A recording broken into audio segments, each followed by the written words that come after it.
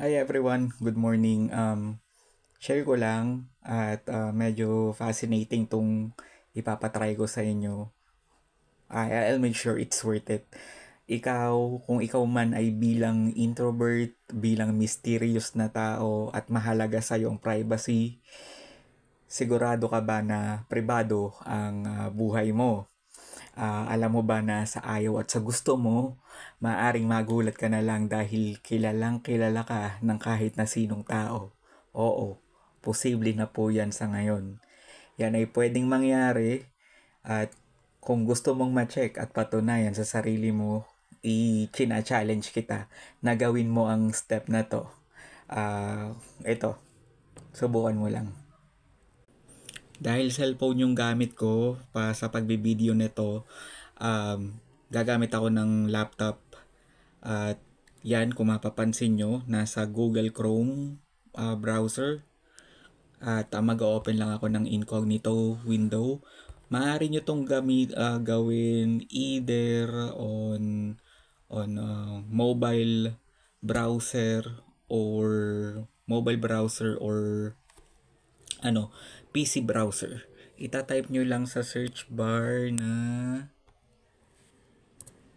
ChatGPT. Enter.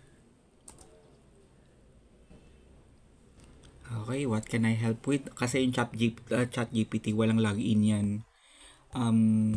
Type mo lang, type mo ito.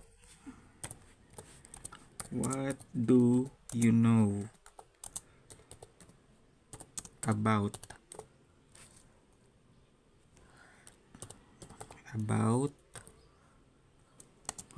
sample na lang ako. Darius Manzanero.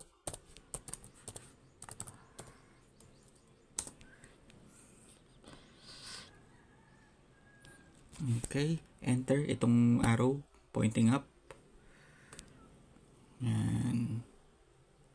Yan oh. Iyan oh, kilalang kilala ako.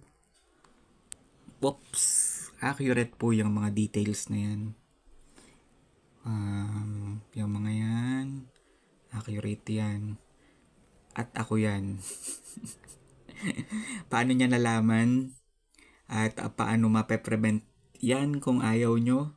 Sundan nyo po yung aking channel. Nag-upload po ako doon kung paano nyo mape-prevent to at paano maiiwasan to. At kung meron man kayong makita, paano nyo ipapatanggal yun o matatanggal yun. Yun lamang po. Thank you.